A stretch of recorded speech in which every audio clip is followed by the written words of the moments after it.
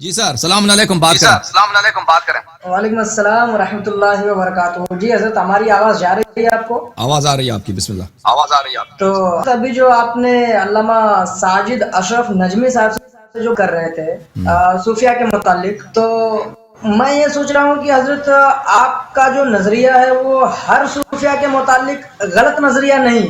جیسے کہ وہ بھی صوفی تھے جنہوں نے اپنے شجرے میں لکھا کہ 4 معصوم کا صدقہ میری دعوت کیجئے حضرت قبول. تو اس طریقے کے اشعار بھی لکھنے والے ایک صوفی ہی تھے. اور دوسرے صوفی حضرت خواجہ معین الدین چشتی رضی اللہ تعالیٰ عنہ نے اپنے زبان میں لکھا کہ شاہ است حسین، وہ جو شعر ہے ان کا است حسین پناہ است حسین. تو اس طریقے کے بھی عقیدے والے صوفی حضرات جو گزرے ہیں، ان کے متعلق آپ کا ویسا تو غلط نہیں چاہیے. نہیں، صوفیوں کے نزدیک ہمارا عقیدہ وہی ہے بھائی. جی ابھی آپ کی خدمت میں عرض کرتا ہوں، ایک منٹ آپ سن لیجیے اچھی طرح سے. صوفیوں کے متعلق ہمارا عقیدہ یہ ہے کہ صوفی حضرات، ایک منٹ یہاں پہ آواز کی پرابلم ہے.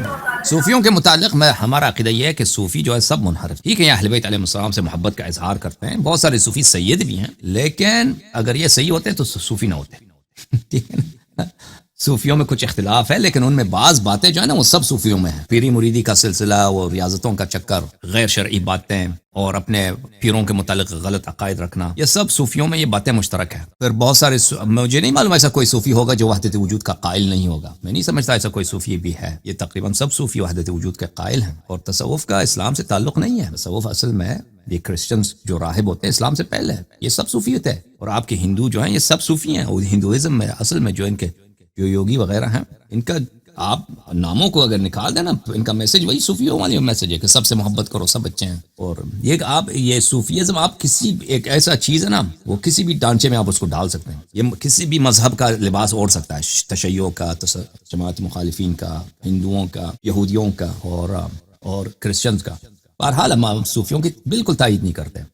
صوفیوں کے ہم سخت منتقد ہیں، لیکن یہ بات اچھی ہے ان میں، یہ بات اچھی ہے کہ وہ اہل بیت علیہ السلام سے محبت کا اظہار کرتے ہیں. یہ اچھی بات. کوئی غلط آدمی بھی نا کوئی اچھا کام کرتا ہے، عمر بھی کوئی اچھا کام کرے تو ہم کہیں گے کہ اس نے یہ اچھا کام کیا، اس کا ہم انکار نہیں کریں گے. کوئی بھی شخص کوئی اچھا کام کرتا ہے تو وہ صحیح ہے، اچھا ہے. ایک شخص مثلا وہ چور ہے لیکن وہ مثلا غربا کی مدد بھی کرتا ہے، چوری اس کی غلط ہے لیکن وہ غریب فقیر کی جو مدد کرتا ہے وہ اچھی بات. صوفی حضرات اہل بیت علیہ السلام سے محبت کا اظہار کرتے ہیں. ان کے اشعار بہت زیادہ ہیں، وہ شعر بھی بہت اچھا بولتے ہیں. اور جو ہے بر صغیر کی تاریخ میں جو اکثر جو ہے شعر جو ہے صوفیوں کی ہے. یہ سب صوفیوں نے تصوف بڑھانے کے لیے شعر کا خوب انہوں نے استفادہ کیا، لیکن اس کا مطلب یہ نہیں ہے کہ ان کے سب کام اچھے ہیں.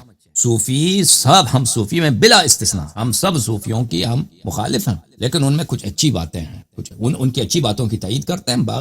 لیکن وہ یہ بات یہ ہے کہ ہم ان کے سے وہ لجنا نہیں چاہتے نا، وہ اپنی بری باتوں کو وہ اظہار نہیں کرنا چاہتے کہ ہم فلان کام ہم کرتے ہیں غلط ہوتا ہے. وہ تو نہیں کہتے اس کو، وہ تو اس کو چھپاتے ہیں. لیکن وہ ہمارے پاس ہے ہمیں معلوم ہے کہ ان کے پاس کیا کیسی چیزیں ہیں. مختلف طریقوں میں یہ باتیں مختلف ہوتی ہیں، مثلا کہ یہ خلاف شرع جو کام کرتے ہیں. بہرحال ائمہ طاہرین علیہم الصلوۃ والسلام کی احادیث میں تصوف کی بہت شدید مذمت ہے، بلکہ ان سے دور بچنے کی سخت تاکید ہے. ٹھیک ہے نا. لیکن صوفی، اگر آپ صوفیوں کا مقابلہ کریں وہابیوں سے تو صوفی ان سے بہت بہتر.